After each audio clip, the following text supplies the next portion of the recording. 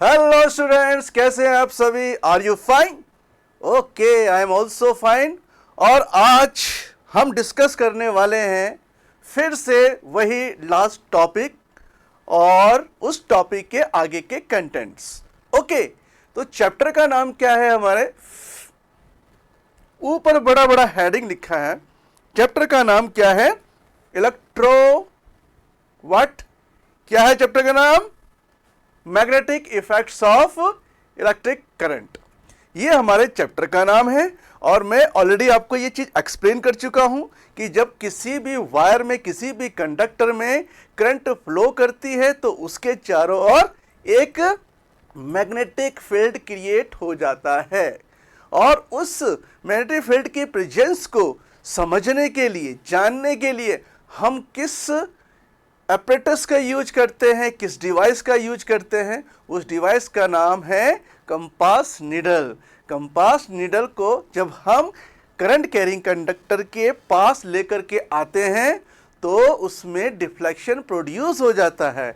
अगर उसमें deflection produce हो जाता है तो इसका मतलब ये है कि उस करंट की वजह से उसके चारों ओर कोई ना कोई मैग्नेटिक फील्ड आ गया है, इसीलिए नीडल में डिफ्लेक्शन क्रिएट हुआ है।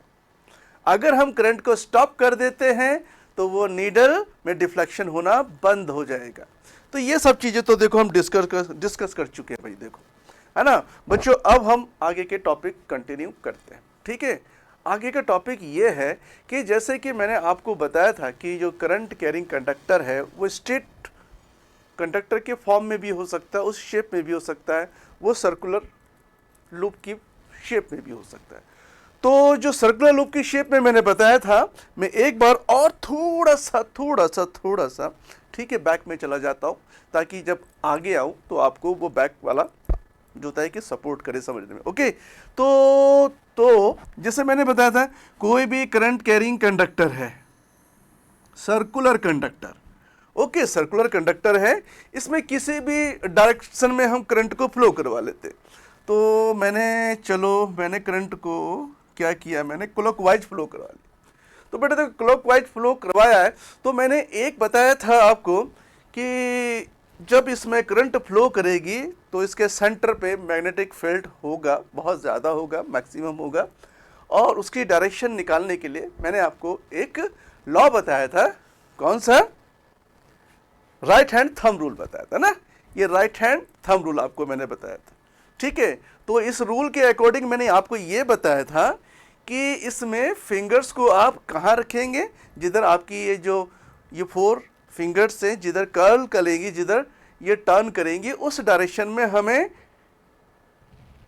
जो होता है कि करंट के अलोंग फिंगर्स को रखना है, ठीक है। फिंगर्स को रखेंगे और ये जो अंगूठा हमारा है जिस डायरेक्शन में सेट होगा, वो इसके वजह से जो मैग्नेटिक फील्ड क्रिएट होगा, या तो वो सेंटर के पास लेफ्ट साइड में या राइट साइड में, वो इंडिकेट करेगा। ये मैंने आपको बताया था, ठीक है। तो चलो, अब मैं आपको बता रहा हूं कि ठीक है, यहां पर फिंगर्स ऐसे कर्ल कर रही, ठीक है, फिंगर ऐसे कर्ल कर रही। अगर मैं दूसरा रिंग बनाऊं, एक दूसरा रिंग मैंने बना दिया, दूसरा लूप मैंने बना दिया, इसमें करंट की डायरेक्शन को मैंने कैसे ले लिया? एंटी क्लॉकवाइज ले लिया, ठीक है। इसमें मैंने क्लॉकवाइज लिया और इसमें मैंने एंटी क्लॉकवाइज लिया, ठीक है। तो 2 लूप है यहाँ पर और दोनों लूप में करंट की डायरेक्शन अलग अलग बनती है, एक में क्लॉकवाइज, दूसरे में एंटी क्लॉकवाइज बनती। तो इसमें मैग्नेटिक फील्ड की डायरेक्शन हम कैसे निकालेंगे? इस तरीके से कि हम इस तरीके से कि मान लीजिए ये इस तरह से टर्न किया, यानी कि हमने फिंगर्स को कर्ल किया, ठीक है। फिंगर्स को किस डायरेक्शन में कर्ल किया? जिस डायरेक्शन में लूप में करंट चल रही है उस डायरेक्शन में हमने इसको कर्ल कर लिया, ठीक है। करंट कैसे चल रही है? एंटी क्लॉकवाइज चल रही है, तो ये ऊपर की तरफ चलेगा। और करंट कैसे चल रही है? मान लीजिएगा कि करंट किस तरीके से चल रही है? करंट चल रही है क्लॉकवाइज, यानी कि ऐसे, तो हमने फिंगर को ऐसे कर दिया तो क्लॉकवाइज हो गई। तो मैग्नेटिक फील्ड, ये थंब मैग्नेटिक फील्ड को रिप्रेजेंट कर रहा है, तो ये नीचे की तरफ आ गया, ठीक है। तो अब एक चीज और याद रखना, मैं इससे भी सिंपल तरीका आपको बता रहा हूं मैग्नेटिक फील्ड की डायरेक्शन निकालने का। और दूसरी बात यह है कि कोई भी करंट कैरिंग कंडक्टर है, अब हमें पता चल चुका है कि वो मैग्नेटिक फील्ड प्रोड्यूस करता है। तो ऑब्वियसली अगर एक करंट कैरिंग कंडक्टर अगर करंट फ्लो कराने पर मैग्नेटिक फील्ड प्रोड्यूस करता है तो ऑब्वियसली एक वो छोटा सा क्या बन जाता है, मैग्नेट बन जाता है। तो यानी कि जो करंट कैरिंग कंडक्टर है ये एक क्या हो गया, अब मैग्नेट की तरह बिहेव कर रहा है, ये मैग्नेट की तरह बिहेव कर रहा है। अगर ये मैग्नेट की तरह बिहेव कर रहा है तो सर इसके नॉर्थ पोल और साउथ पोल कहाँ है? तो देखो मैं आपको बता रहा हूँ, ठीक, अगर करंट इस तरीके से चल रही है, यानी कि कैसे चल रही है, ये चल रही है क्लॉकवाइज, तो आप क्या करना है, इसके अंदर क्या बनाओगे, बताओ इसके अंदर क्या बनाओगे, इसके अंदर एस बनाना। देखो ये देखो, ये आपने एस बनाया, ठीक है, याद रख लेना इसको, ये एस बना दिया। और अगर करंट एंटी क्लॉकवाइज चल रही है लूप में तो इसके अंदर आप एन बना दो, ये देखो। अब आपको समझ में आ रहा होगा कि एस इसलिए बनाया क्योंकि एस के जो दोनों ये इसके दोनों एंड पॉइंट्स हैं उसमें अगर मैं एरो लगा देता हूं तो हमें लगेगा कि जो करंट चल रही है वो क्लॉकवाइज डायरेक्शन में चल रही है। तो अगर करंट क्लॉकवाइज डायरेक्शन में चल रही है, लूप के जिस फेस में आपको करंट क्लॉकवाइज चलती हुई दिखाई दे रही है वो फ्रंट फेस आपका एस पोल बन जाएगा। अगर इसी लूप को आप बैक साइड से देखें, पीछे की तरफ से देखें, तो तब आपको करंट क्लॉकवाइज नहीं बल्कि एंटी क्लॉकवाइज दिखाई देगी। अगर एंटी क्लॉकवाइज दिखाई देगी तो इसके अंदर जो एन बना है, इसके दोनों एंड पॉइंट पे मैंने जो एरो बनाए हैं तो ये करंट की डायरेक्शन को रिप्रेजेंट कर रहे हैं। और दूसरी बात यह है कि ये इसके एन पोल को भी रिप्रेजेंट कर रहे हैं। तो ये याद रखना कि एन पोल और एस पोल एक ही करंट कैरिंग लूप में है, ठीक है। अगर करंट कैसे चल रही है, अगर क्लॉकवाइज चल रही है तो वो वाला फेस जो होगा वो एस पोल हो जाएगा, और जिस फेस से करंट एंटी क्लॉकवाइज चल रही है वो फेस एन पोल हो जाएगा। यानी कि एक करंट कैरिंग कंडक्टर में दोनों पोल एक साथ होते हैं, आगे पीछे होते हैं। वो डिपेंड करता है करंट की डायरेक्शन में कि कौन सा एन होगा कौन सा एस होगा, ये करंट की डायरेक्शन पे डिपेंड करेगा, ठीक है। राइट हैंड थंब रूल का यूज करके आप करंट की डायरेक्शन निकाल सकते हैं, मैग्नेटिक फील्ड की डायरेक्शन निकाल सकते हैं, सॉरी बोलूँगा मैंने यहाँ पर करंट की डायरेक्शन बोल दिया, मैग्नेटिक फील्ड की डायरेक्शन निकाल सकते। अब देखो ये अब हमें पता चल चुका है कि ये एस पोल और एन पोल एक ही करंट कैरिंग कंडक्टर में दोनों एक साथ मौजूद होते हैं, ठीक है। तो अब इससे ये साबित हो गया कि एक करंट कैरिंग कंडक्टर क्या है, मैग्नेट है। एक करंट कैरिंग कंडक्टर मैग्नेट बन जाता है, ठीक है। तो ये क्लियर हो गया बच्चों, आपको ये समझ में आ गया, ठीक, ओके। अब दूसरी बात ये कि इस तरीके के अगर मैं बहुत सारे सर्कुलर लूप ले लेता हूं, ठीक है, एक चेन बना करके ले लेता हूं तो एक बिग मैग्नेट बन जाएगा, एक बहुत बड़ा मैग्नेट बन जाएगा। सोचो, बहुत बड़ा मैग्नेट बन जाएगा। यानी कि अगर मैं बहुत सारे सर्कुलर लूप्स को एक साथ लेकर के एक बड़ी कॉइल बनाता हूं तो वो कॉइल एक बड़े मैग्नेट की तरह बिहेव करेगी। तो बेटा इसी कॉइल को हम कुछ कहते भी हैं, वही मैं आगे के टॉपिक में आपको बताने वाला हूँ, ओके, ठीक। तो इसको मैं चेंज कर देता हूँ, यस, ठीक। बेटा ये आप ये डायग्राम देख रहे हैं, ठीक है। इस डायग्राम में आप देखो क्या नोटिस करोगे, ठीक। इस डायग्राम में आप क्या नोटिस करोगे, इस डायग्राम को मैं थोड़े से छोटे डायग्राम में भी बनाता हूँ। देखो इसमें एक हमारा होता है सोलोनॉइड,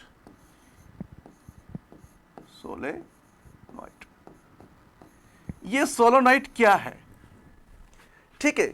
जब आप किसी भी इंसुलेटिंग मटेरियल से बने हुए किसी होलो पाइप के चारों ओर किसी मेटेलिक वायर को, ठीक है, किसी मेटेलिक वायर को बहुत सारे टन बना करके वाउंड करोगे और उसके दोनों एंड को किसी बैटरी से कनेक्ट करके उसमें करंट फ्लो करोगे, तो हर लूप एक सर्कुलर लूप होगा और हर लूप एक छोटे मैग्नेट की तरह बिहेव करेगा।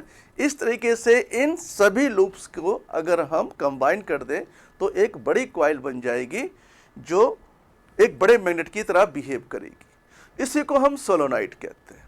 कि जब हम किसी भी इंसुलेटिंग मटेरियल, ठीक है, जैसे कि कार्डबोर्ड हो गया या प्लास्टिक का पाइप हो गया, कुछ भी ले सकते हैं हम, ओके, कुछ भी ले सकते हैं हम, कोई भी होलो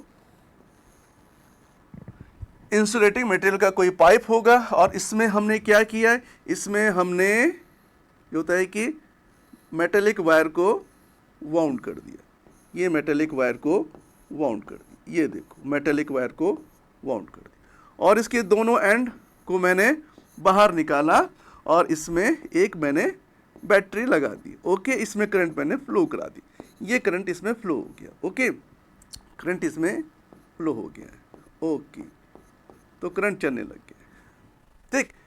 तो हमारे पास ये एक ऐसा अरेंजमेंट है कि सोलोनाइट हमारे पास एक ऐसा अरेंजमेंट है जिसमें किसी भी इंसुलेटिंग होलो पाइप के चारों ओर मेटल की वायर को लपेट करके हम उसके दोनों एंड को किसी बैटरी से जोड़ देते हैं, उसमें करंट फ्लो कराते हैं। तो ये पूरा का पूरा जो अरेंजमेंट है वो एक मैग्नेट की तरह, एक बड़े मैग्नेट की तरह बिहेव करने लगेगा।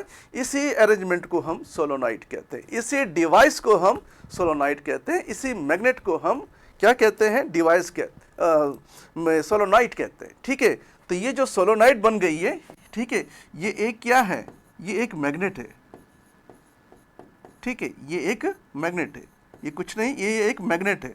लेकिन ये जो मैग्नेट है ये नेचुरल मैग्नेट नहीं है, ये ध्यान में रखना है, ये नेचुरल मैग्नेट नहीं, ये एक आर्टिफिशियल मैग्नेट है जो हमने मैग्नेटिक इफेक्ट्स ऑफ करंट के प्रिंसिपल से यहाँ पर बनाया है, ठीक है ना। हमने करंट के इफेक्ट से मैग्नेटिक फील्ड प्रोड्यूस करके उस एप्लीकेशंस का यूज करके हमने सोलोनाइट बनाया है। तो ये हमारा जो मैग्नेट है एक आर्टिफिशियल मैग्नेट बन जाता है, ठीक है, नेचुरल मैग्नेट नहीं है। क्यों नहीं है नेचुरल मैग्नेट? क्योंकि नेचुरल मैग्नेट का जो मैग्नेटिक फील्ड है वो तो परमानेंट रहता है, लेकिन इस सोलोनाइट का जो मैग्नेटिक फील्ड है वो परमानेंट नहीं होगा। क्यों? क्योंकि वो करंट पे डिपेंड है कि जब तक इस सोलोनाइट में करंट चलती रहेगी तब तक इसमें मैग्नेटिज्म बना रहेगा, मैग्नेटिक फील्ड बना रहेगा, ठीक है। और जैसे हम करंट को स्टॉप कर देंगे तो क्या होगा, इसका मैग्नेटिक फील्ड गायब हो जाएगा, इसका इन्फ्लुएंस खत्म हो जाएगा।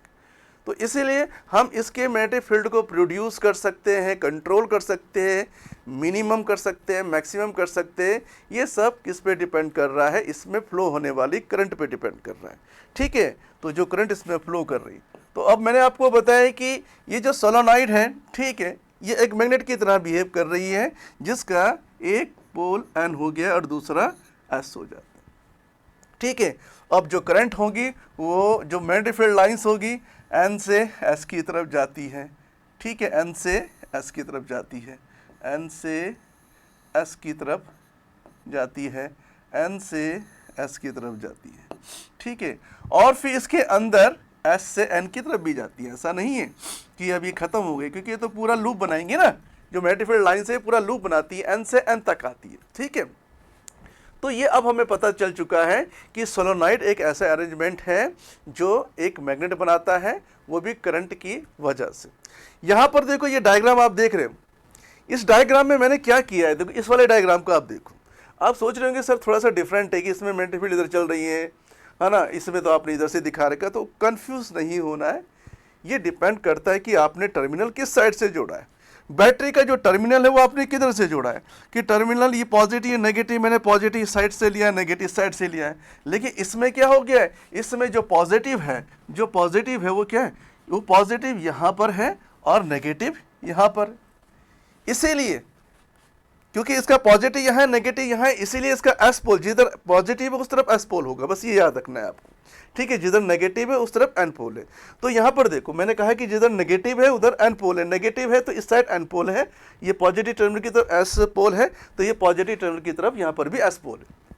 और मैग्नेटिक फील्ड लाइंस कहाँ से कहाँ होती है, एन से एस की तरफ होती है, ठीक है। जो मैग्नेटिक फील्ड लाइंस होती है वो एन पोल से स्टार्ट होती है, एस पोल पे एंड होती है, और उसके बाद एस से स्टार्ट होकर फिर एन पे आ जाती है, यानी कि एक क्लोज लूप बना देती है। तो इसलिए बेटा आप ये डायग्राम देख रहे हो सोलोनाइट का, ठीक है। इसमें ये ब्लू कलर में जो तो मैंने बनाई, ये मेटेलिक वायर है।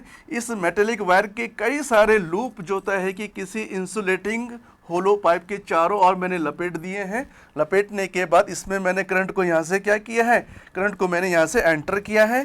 करंट इससे चल रही है, नहीं करंट यहाँ से नहीं, करंट यहाँ से जाएगी, ठीक है। कहाँ से, इन, ओके, इन्होंने इन इधर से ले रखा है तो कोई बात नहीं, यहाँ से करंट जा रही है, ओके। और उसके बाद फिर ये एन पोल बन गया और ये हमारा एस पोल बन गया, ठीक है। एन पोल और एस पोल ये हमारे बन गए, ठीक है। तो जहाँ से करंट एंटर कर रही है, जहाँ से करंट एंटर कर रही है, देखो जहाँ से पॉजिटिव टर्मिनल है वो एस पोल बन गया, जो नेगेटिव टर्मिनल है वो एन पोल बन जाता है। तो ये बेटा हमारा सोलोनाइड क्लियर हो गया। ओके, आपको समझ में आ गया सोलोनाइड? ओके, ठीक है। मैं स्क्रीन चेंज करूं? वेल बेटा, यस यस बेटा, देखो यहाँ पर एक डायग्राम और है, बिल्कुल सोलोनाइड की तरह है, ठीक है, अलग नहीं है, बिल्कुल सोलोनाइड की तरह है। तो बेटा ये डायग्राम क्या रिप्रेजेंट कर रहा है इसमें, ठीक है। इसमें सेल लगा है, की लगी है, ठीक है। और उसके बाद अब हमने यहाँ पर होलो पाइप को हटा दिया है, ठीक है, होलो पाइप को हमने हटा दिया है। या हम ये कह सकते हैं कि अगर कोई होलो पाइप में अगर सोलोनाइड बनी हुई है तो भी कोई बात नहीं, हमने इसमें नई बात क्या की है, हमने उस सोलोनाइड के अंदर अगर कोई सॉफ्ट आयरन, कोई भी सॉफ्ट आयरन रॉड उसके अंदर इंसर्ट कर दी, ठीक है। सोलोनाइड के अंदर हमने अगर सॉफ्ट आयरन रॉड इंसर्ट कर दी तो वो मैग्नेटाइज होना शुरू हो जाता है। जो आयरन का जो रॉड होता है वो मैग्नेटाइज होना स्टार्ट हो जाता है, उसकी वजह से सोलोनाइड का मैग्नेटिक फील्ड बहुत ज़्यादा बढ़ जाता है। इस अरेंजमेंट को हम क्या कहेंगे कि when a soft iron rod is inserted inside a solenoid, then it behaves as a very strong magnet. अब सोलोनाइड के अंदर अगर हम कोई भी रॉड डाल देंगे, मेटल की रॉड, खास तौर से आयरन की रॉड या स्टील की रॉड अगर हम डाल देंगे तो अब इस सोलोनाइड का मैग्नेटिक फील्ड कई गुना बढ़ जाएगा। तो इस तरह के अरेंजमेंट को हम कहते हैं इलेक्ट्रोमैग्नेट। तो बेटा ये इलेक्ट्रोमैग्नेट है, this is electromagnet, okay, this is electromagnet, जिसमें हमने पी क्यू जो रॉड ली है वो एक सॉफ्ट आयरन बार है, आयरन रॉड है, इसके ऊपर हमने मेटल की वायर को वाउंड करके उसके दोनों एंड्स को किसी बैटरी से कनेक्ट कर दिया है, ताकि इसमें जैसे ही करंट जाएगी तो ये जो हमारा अरेंजमेंट है ये एक स्ट्रॉन्ग मैग्नेट बन जाएगा। यानी कि आयरन रॉड को डालने से उस सोलोनाइड का मैग्नेटिक फील्ड सोलोनाइड के मैग्नेटिक फील्ड से कई कई कई गुना बढ़ जाता है, ठीक है, जिससे इसकी एप्लीकेशंस और भी ज़्यादा बढ़ जाती है। तो इस तरह के अरेंजमेंट को हम क्या कहेंगे, इस तरह के अरेंजमेंट को हम कहेंगे इलेक्ट्रोमैग्नेट। यानी कि इलेक्ट्रोमैग्नेट को हम सोलोनाइड की हेल्प से भी बना सकते हैं कि सोलोनाइड के अंदर उसको इंसर्ट कर दो तो भी वो इलेक्ट्रोमैग्नेट बन जाएगा, या हम सीधा सीधा जो हमारे पास सॉफ्ट आयरन बार है उसी के ऊपर मेटल वायर को वाउंड करके बैटरी से कनेक्ट करके करंट फ्लो करा देंगे, तब भी वो इलेक्ट्रोमैग्नेट बन जाएगा। तो आपको ये बात समझ में आ चुकी है। अच्छा बेटा एक चीज और भी, मैं सोलोनाइड में जरा दोबारा जाऊंगा, ओके। देखो सोलोनाइड में दोबारा मैं इसलिए आया हूं कि बेटा देखो कभी कभी क्वेश्चन ये आपसे पूछा जाता है कि सोलोनाइड के किस पॉइंट पे मैग्नेटिक फील्ड ज़्यादा है, किस पॉइंट पे मैग्नेटिक फील्ड कम है, ये जानना बहुत ज़्यादा ज़रूरी है। हमेशा ध्यान रखना कि मैग्नेट कोई भी सोलोनाइड है, जैसे इसका ये ए पॉइंट है, ठीक है, तो ये इसका ए पॉइंट है, तो इसके अंदर किसी भी पॉइंट पर, अंदर किसी भी पॉइंट पर इनसाइड मैग्नेटिक फील्ड एक जैसा रहता है, यूनिफॉर्म। सोलोनाइड के अंदर जो मैग्नेटिक फील्ड होता है वो हर पॉइंट पे एक जैसा होता है, यूनिफॉर्म होता है, ठीक है, वो यूनिफॉर्म होता है। हमेशा ध्यान रखना, ए हो, बी हो, सी हो, कोई भी हो, बाहर जो होता है कि मैग्नेटिक फील्ड बहुत कम होता है। सोलोनाइड के बाहर मैग्नेटिक फील्ड उसके अंदर के मैग्नेटिक फील्ड के रिस्पेक्ट में बहुत कम होता है, यह हम कह सकते हैं कि नेग्लिजिबल होता है। मान लेते हैं कि सोलोनाइड के अंदर मैग्नेटिक फील्ड बी आई है और उसके बाहर किसी पॉइंट पर मैग्नेटिक फील्ड मैं क्या ले लेता हूं, बी एफ ले लेता हूं, ठीक है। तो अगर यहां पर मैंने बी एफ लिया है पॉइंट, तो यहां पर जो मैग्नेटिक फील्ड होगा यानी कि आउटसाइड पॉइंट पर इट मीन्स कि ये इतना कम होगा, इतना कम होगा कि हम इसको ना बी एफ को नेग्लिजिबल भी मान सकते हैं, क्योंकि उसके अंदर जो मैग्नेटिक फील्ड है वो स्ट्रॉन्ग है। तो ये याद रखना कि सोलेनोइड के अंदर जो मैग्नेटिक फील्ड होता है वो उसके बाहर किसी भी पॉइंट में मैग्नेटिक फील्ड से बहुत ज़्यादा होता है, और इसके अंदर मैग्नेटिक फील्ड कैसा होता है, यूनिफॉर्म होता है। ये क्लियर हो गया? वेरी गुड, ठीक है। अब हम आगे चलते हैं। यस, तो इलेक्ट्रोमैग्नेट आपको समझ में आ चुका है कि अगर आपको ये एक्सपेरिमेंट घर में करना है तो आप घर पे भी कर सकते हैं। कोई भी आयरन की नेल ले सकते हैं आप, या आयरन की कोई भी रॉड आप ले सकते हैं, उसके ऊपर कोई मेटल वायर को वाउंड करके आप उसे किसी भी छोटे छोटी बैटरी होती हैं उनसे जोड़ करके, सेल होते हैं उनसे जोड़ करके करंट फ्लो करा के आप देखना कि वो जो सिस्टम है वो एक मैग्नेट बन चुका होगा। अगर छोटे छोटे आयरन फिलिंग्स अगर आप उसके पास लेके आएंगे तो वो बहुत तेज़ी से चिपक जाएंगे। हर एक बात और भी ध्यान में रखना कि इसका ये जो मैग्नेटिज्म है वो तब तक ही जब तक कि उसमें करंट है। जैसे करंट स्टॉप हो जाएगी तो वो डीमैग्नेटाइज हो जाएगा, उसका सारा का सारा मैग्नेटिक फील्ड क्या हो जाएगा, गायब हो जाएगा, ख़त्म हो जाएगा। तो तब वो जो आयरन फिलिंग्स है ना जो उस पर चिपक गई थी अचानक एकदम से सेपरेट हो जाएंगी। तो इससे आपको पता चल चुका होगा कि जो भी हमारे ये इलेक्ट्रोमैग्नेट होते हैं या सोलेनोइड होती है, एक तरह की क्या होते हैं, ये टेम्परेरी मैग्नेट्स होते हैं, इन्हें हम टेम्परेरी मैग्नेट्स कहते हैं। ओके, तो चलो ये आपको क्लियर हो गया सोलेनोइड के बारे में, इलेक्ट्रोमैग्नेट के बारे में, ठीक है, और इनकी मैग्नेटिक फील्ड की डायरेक्शन के बारे में। ओके बेटा, अब जो नेक्स्ट टॉपिक हमारा है वो बहुत ही ज़्यादा इम्पॉर्टेंट है, बहुत ही ज़्यादा इम्पॉर्टेंट है, बहुत ही ज़्यादा इम्पॉर्टेंट है।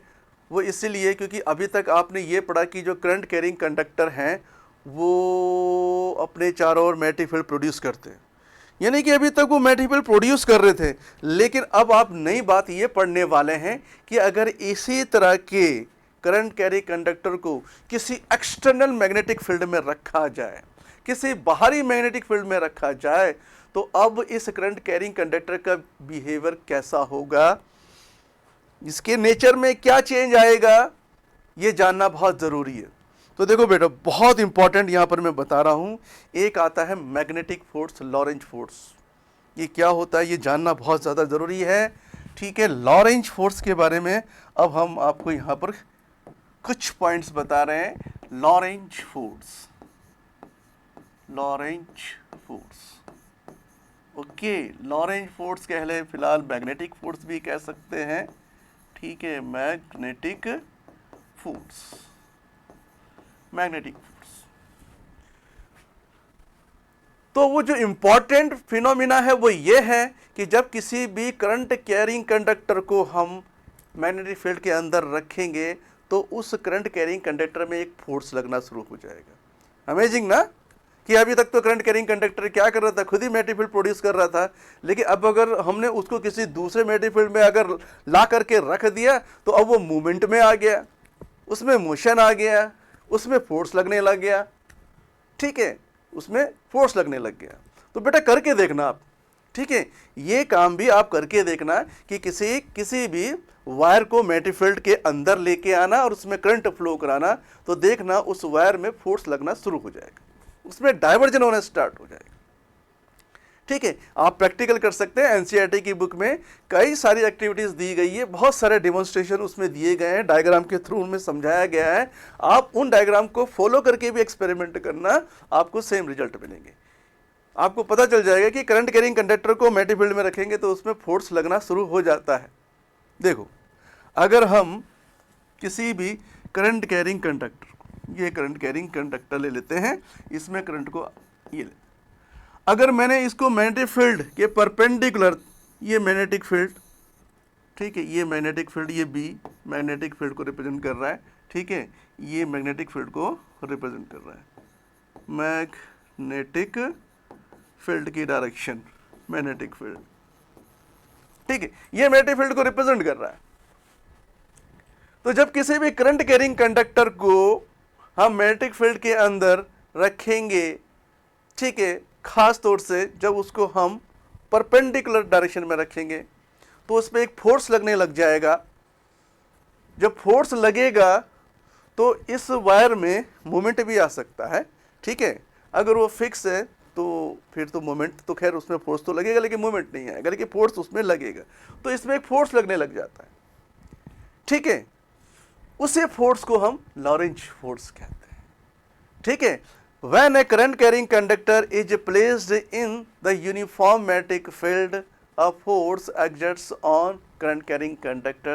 This force is called Lorentz force.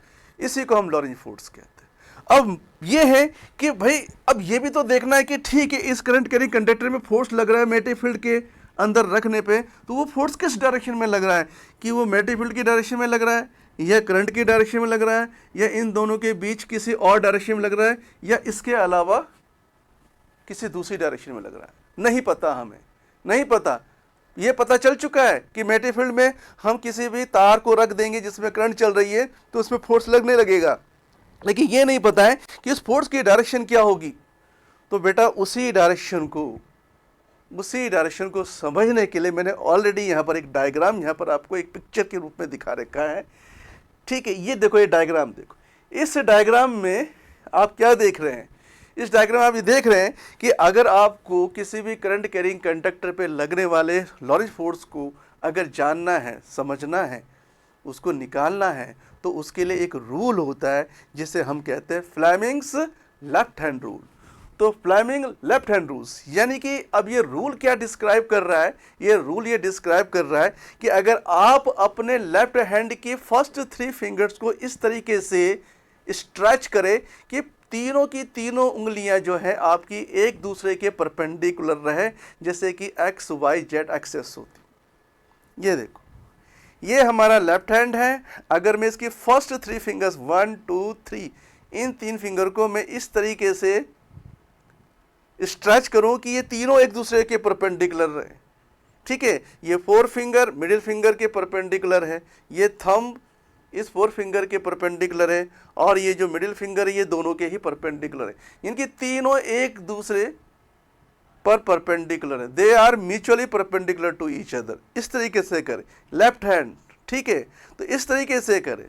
तो फ्लेमिंग ने ये कहा था कि अगर आपको करंट कैरिंग कंडक्टर में डायरेक्शन निकालनी है फोर्स की, लॉरेंज फोर्स की, तो आपको ये रूल इस्तेमाल करना पड़ेगा। और ये रूल ये कह रहा है, ये क्या कह रहा है, देखो यहाँ पर ये रूल क्या कह रहा है कि जो हमारी 4 फिंगर है अगर उसे हम मैग्नेटिक फील्ड की तरफ पॉइंट कर दें, जो ये हमारी 4 फिंगर है इसको मैग्नेटिक फील्ड की तरफ पॉइंट कर दें, ओके। और उस कंडक्टर में जो चलने वाली करंट है उसको मिडिल फिंगर की तरफ क्या कर दे, पॉइंट कर दे। इनकी कंडक्टर में चलने वाली करंट को हम मिडिल फिंगर से रिप्रेजेंट कर रहे हैं। तो उस कंडक्टर में ये जो कंडक्टर रखा है जिसमें करंट चल रही है, मैग्नेटिक फील्ड इसके परपेंडिकुलर इस तरफ है, तो अब इस कंडक्टर में लगने वाला फोर्स होगा उसकी डायरेक्शन थंब से रिप्रेजेंट होती है। ये देखो, मोशन या फोर्स, मोशन या फोर्स। तो उस पे कंडक्टर में जो लगने वाला फोर्स होगा उसकी डायरेक्शन थंब की तरफ होगी। इनकी thumb represents the direction of Lorentz force acting on a conductor, ठीक है। तो इस कंडक्टर पे जो लगने वाला फोर्स होगा, अगर मैं थोड़ी देर के लिए इसमें देखता हूं कि अगर मैं इसको अप्लाई करता हूं, देखो इसको अप्लाई करना चाह रहा हूं मैं, तो देखो मैंने क्या किया है कि इस 4 finger represent magnetic field, okay.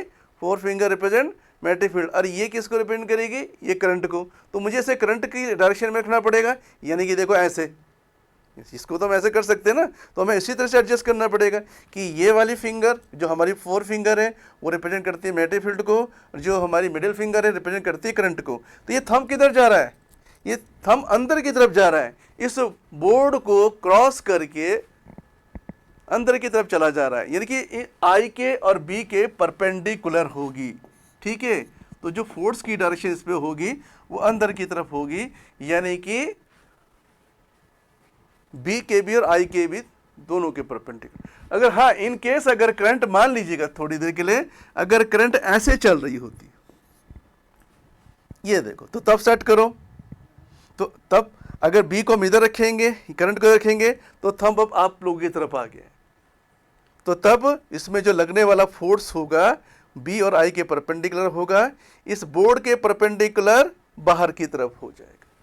तो इस फ्लेमिंग लेफ्ट हैंड रूल की मदद से हम लॉरेंज फोर्स की डायरेक्शन को निकाल सकते हैं।